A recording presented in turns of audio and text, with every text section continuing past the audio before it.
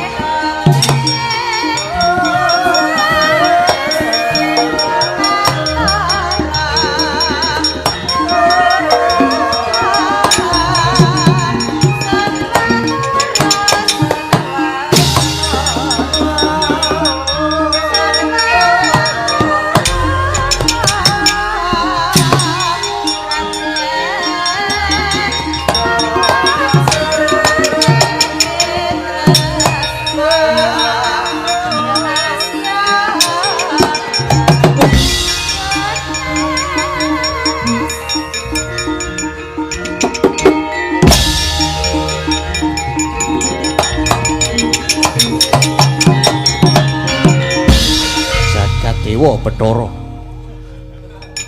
ing atas Narpati Basukarna kae satriya lan senopati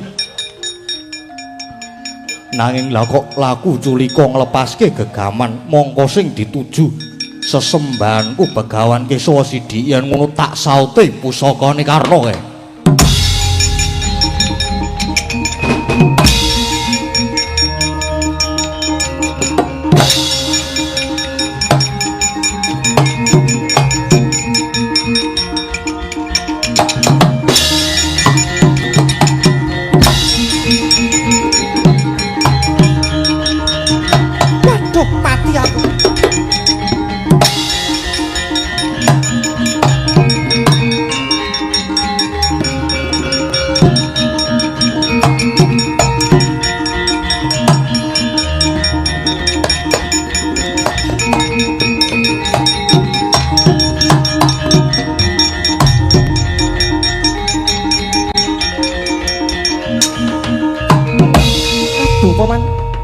Pusaka kula senjata Kunta malah disaut Anoman pindha dipun lolosi otot bebayu kula.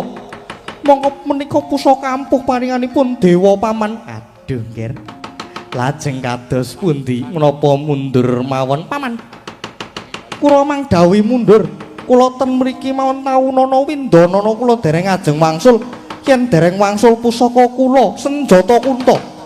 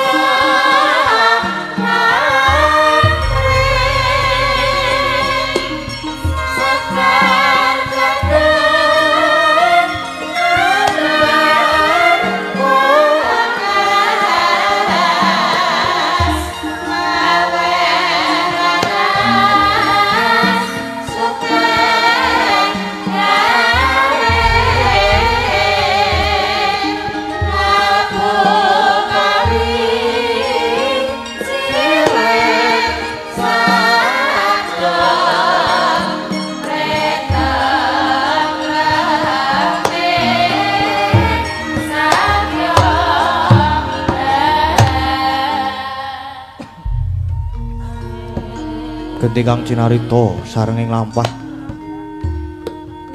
ing sawetaning negari sing glawura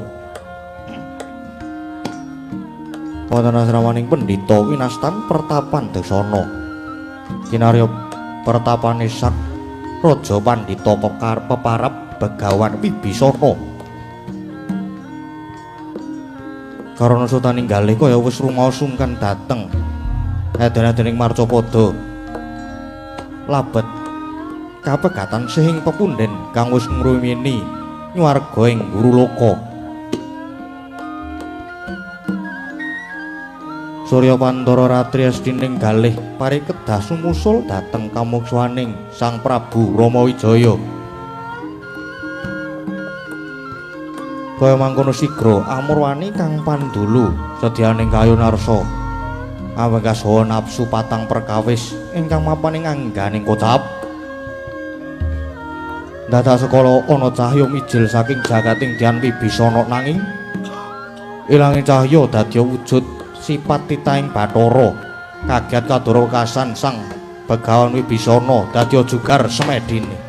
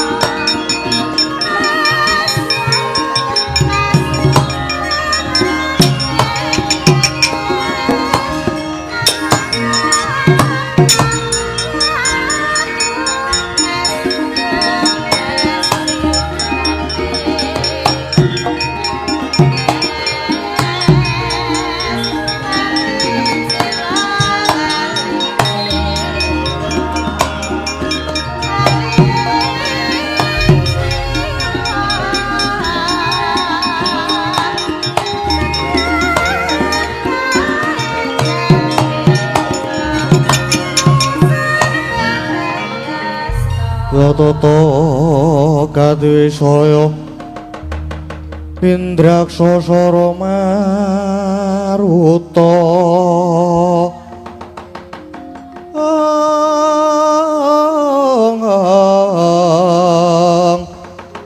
Bawana kono margana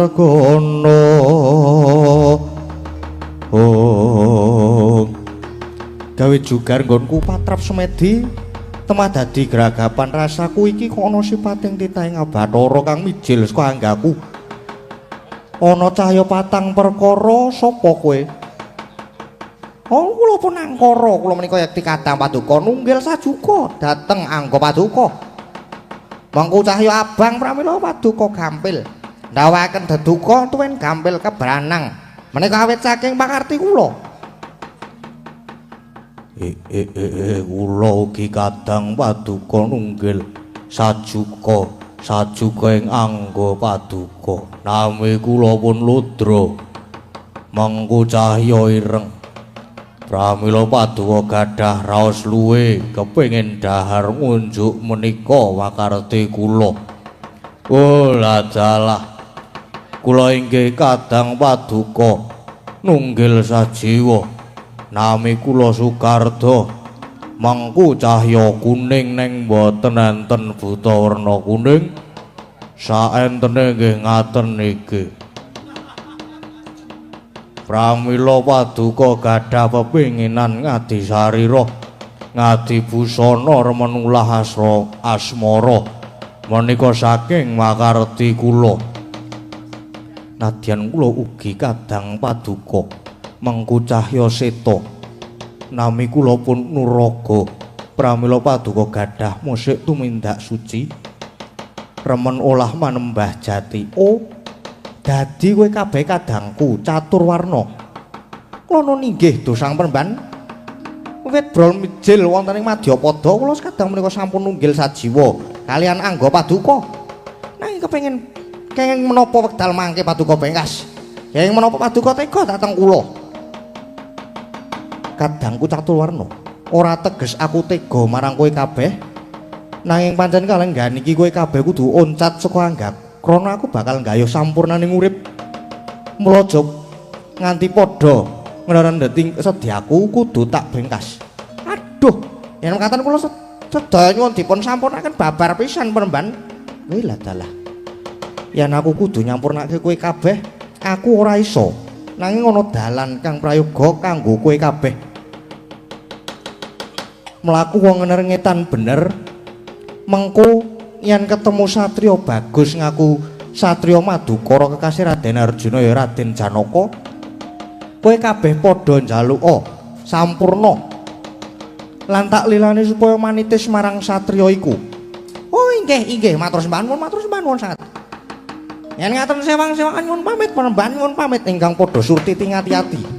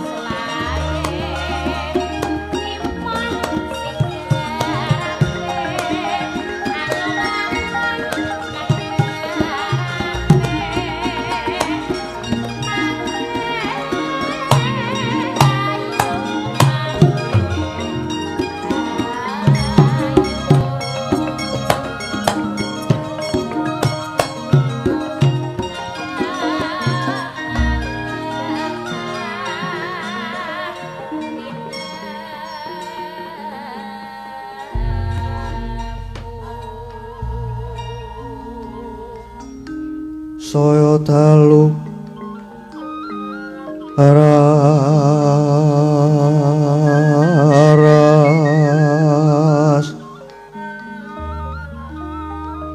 apyara sorot lintang kangku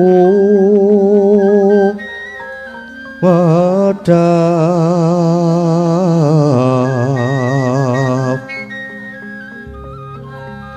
titi sonya madya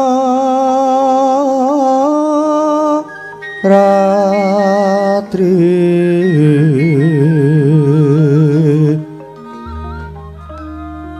lumrang gandaning pos pita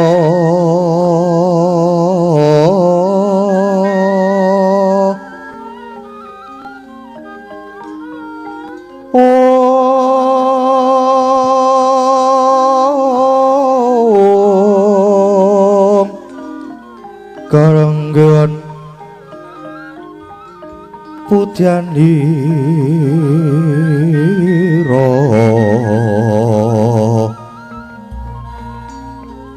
sang twijawara mrengeng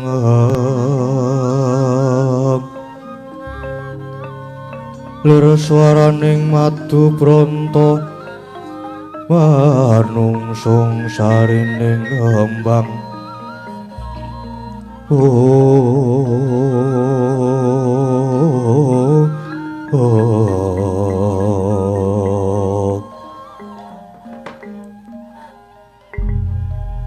bocah bajang ireng angin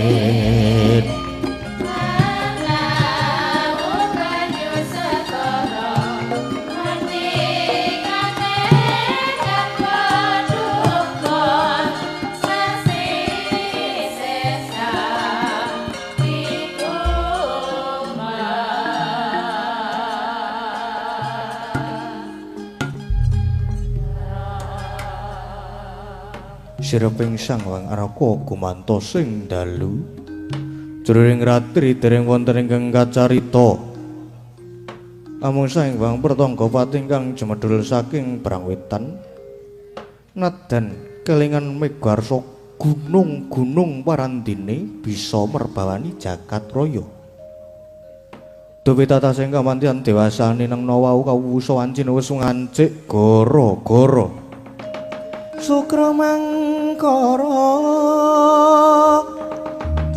tumpak mendo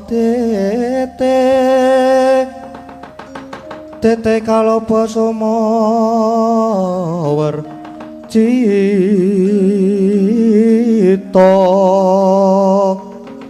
anggara rekata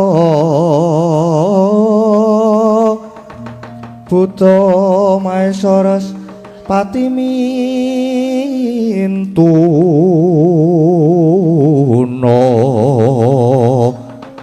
Eka Dwi Tricatur Panca Sab-sabta hasta Astana dasa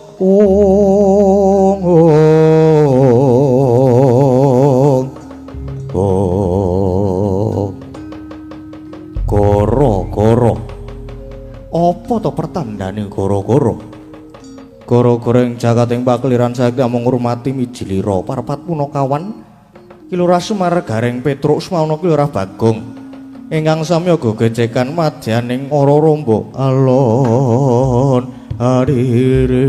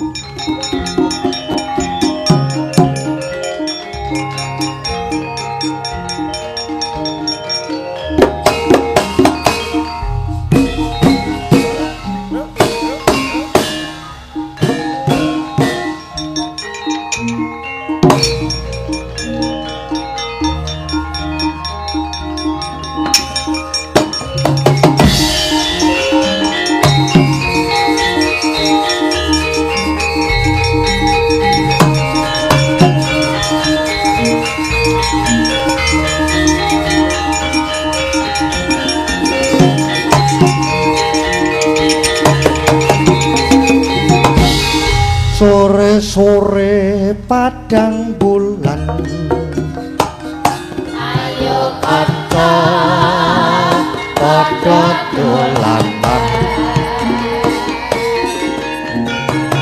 rene-rene bebarengan rame-rame dalam boncengan kae-kae remulane yen disawah kok mawe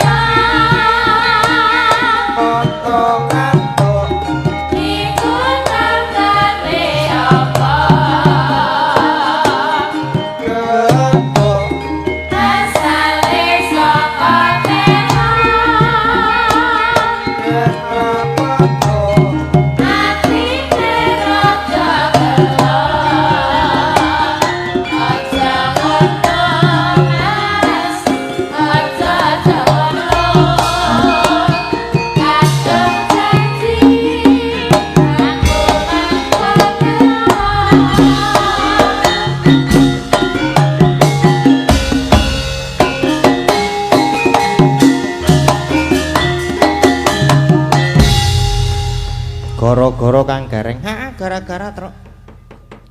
Gara-gara iki sowan ana dusun Karangasem. Ponjong Gunung Kidul kene.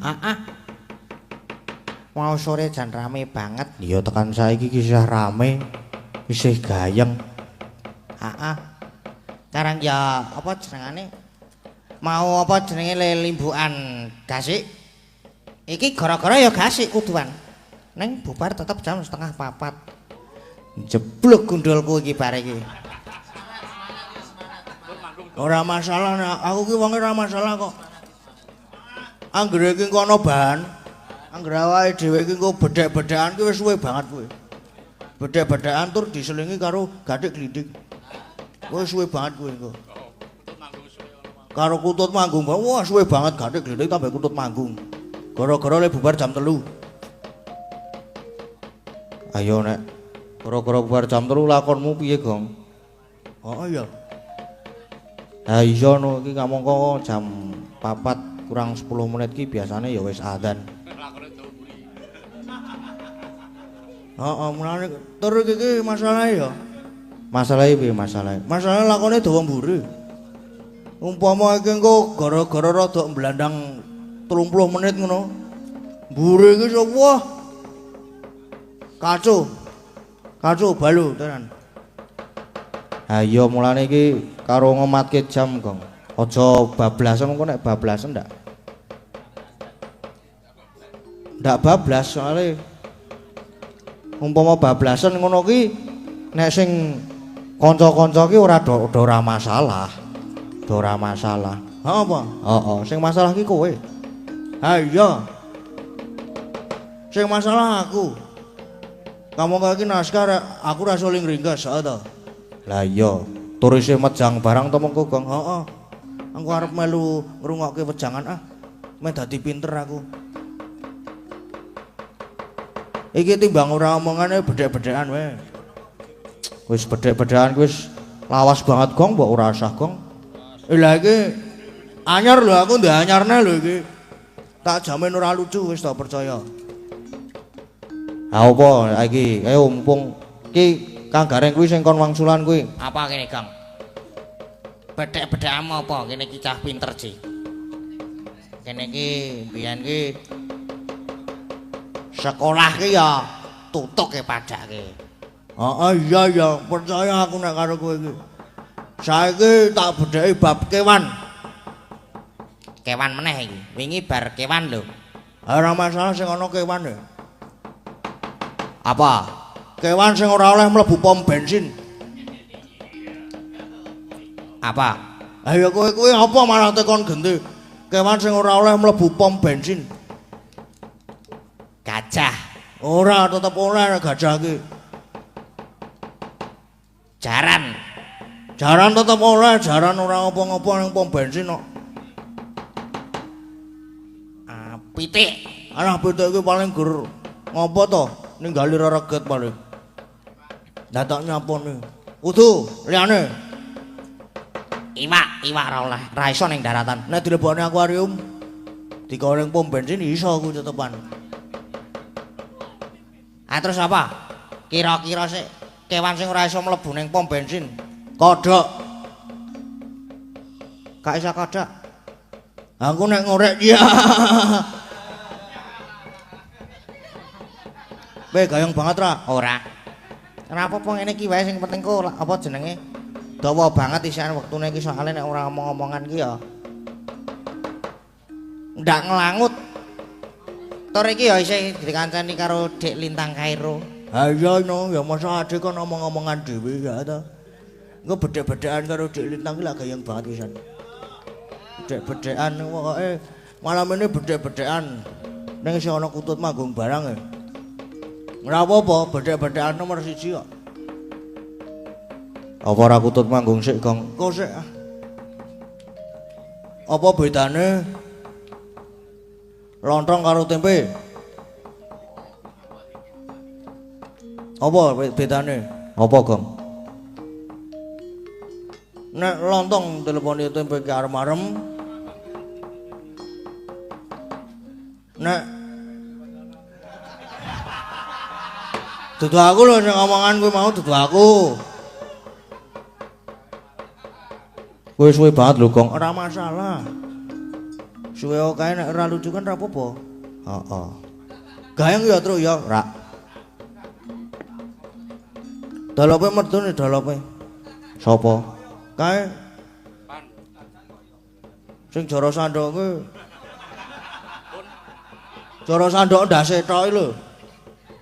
Sing selewah kok gur sirahe. Ayo kuwi karang yo.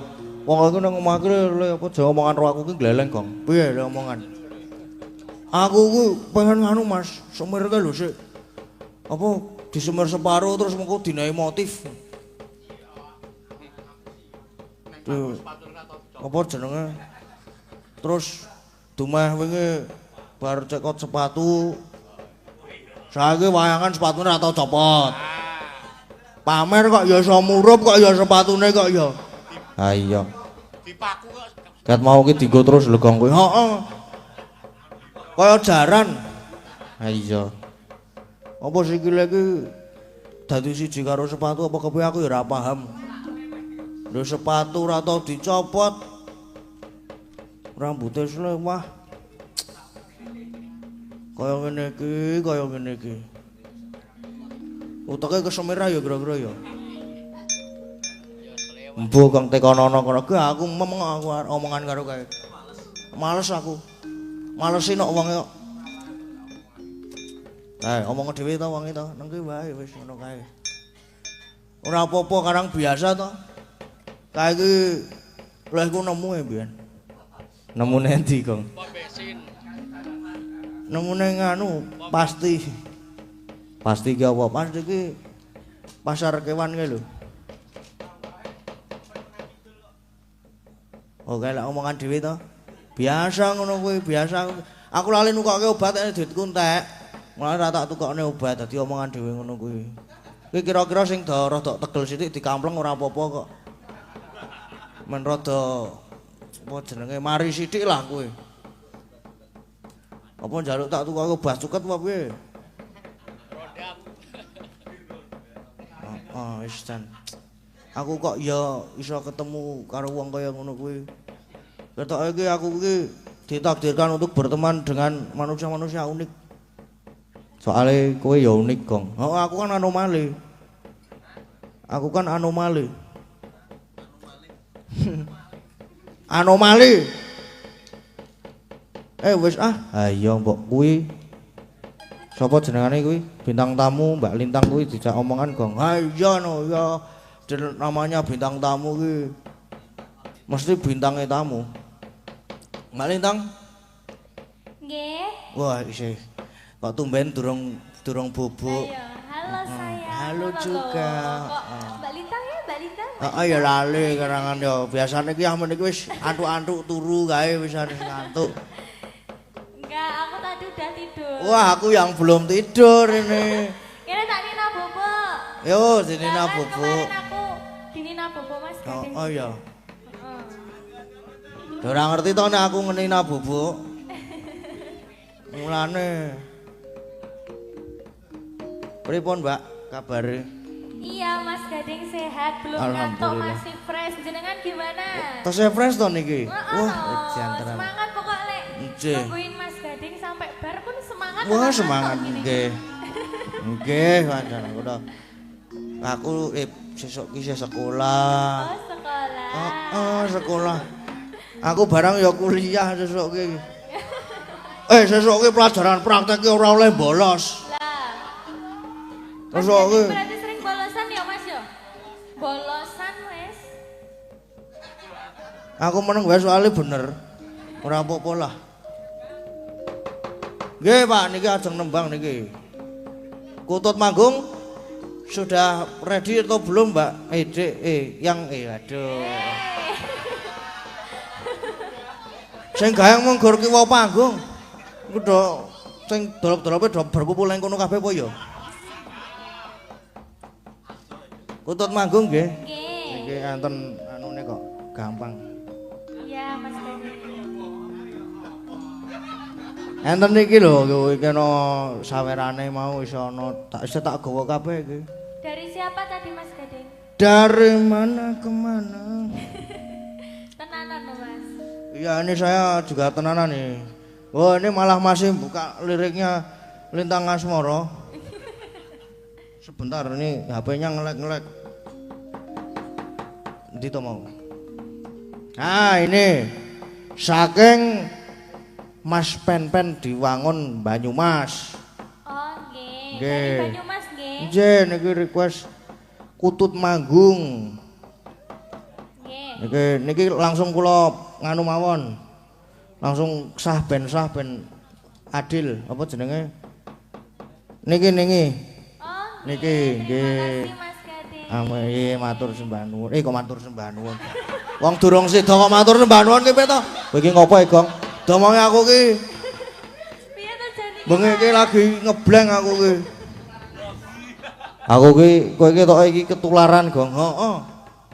Aku saben dina awur karo ku sing sirahe slewah terus dadi melu slewah aku. Enggak apa-apa. Tobat tenan. Grogi ya Mas ya. Tremor grogi. Ora aku kok grogi. Ora guyu kowe. Nggih niki Kutut Manggung ya. Nggih Kutut Manggung no. Lenggah mawon niki napa? Wah nggih lenggah to Kutut Manggung alusan ngono. Lenggah mawon.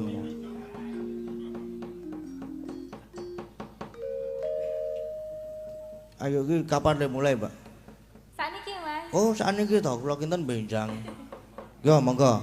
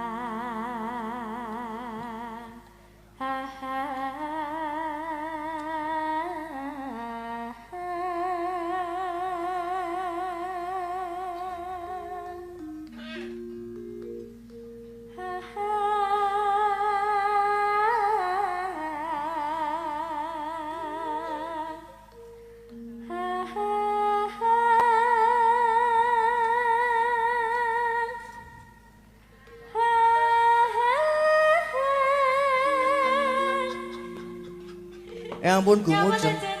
Ampun gumujeng. Guyu aku Mas Malian. Wah lah iki karang guyonku ki eye contact tok wae guyon wisan.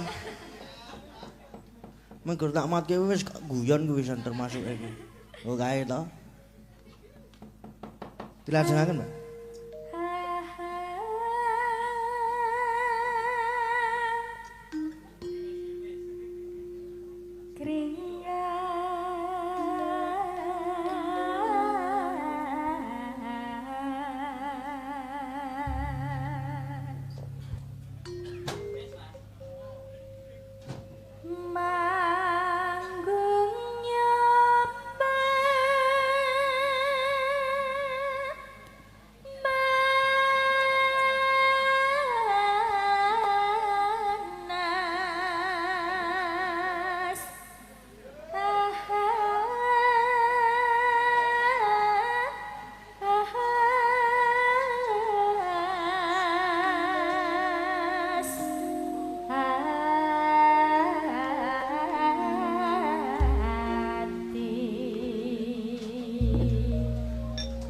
Jawangan iki lho, terus Hujan, Mas. Jawa nggih. Lah. Berarti Ngiyup berkah. nggih Bapak Ibu nggih. Nggih, terkabul artine ngaten menika niku. Niki. Tapi pembawa berkah loh. Nggih, Mas, berkah hujan. terkabul niki. Nyapa tuh ke Mas maksudnya nggih Mas? Apa? Ini lho, Pak sapa jenenge iki? Mas Hadi itu po? Heeh. Biasa nek Yamin iki pas aktif-aktife iki. Yamin iki aktif-aktife iki lagi guminjal iki. Ngumpul urung turu biasane pamitan nonton wayang. Anggere gawe story kok ngene iki kok pamitan nonton wayang. Lah. Ke fotone foto wong turu kae lho.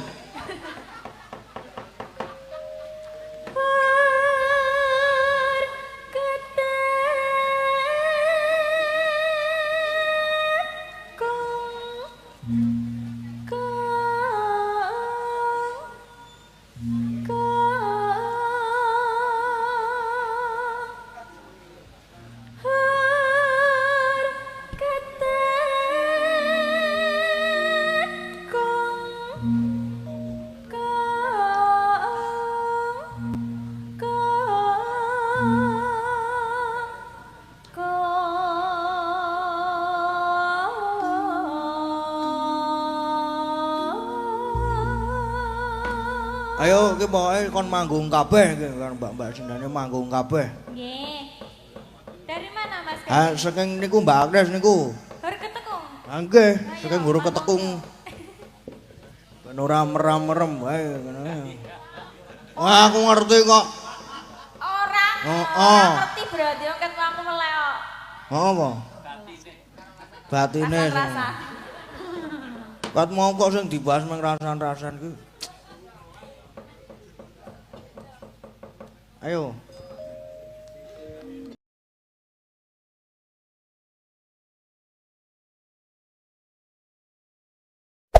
Hey there. Subscribe to my channel. And also press this bell icon.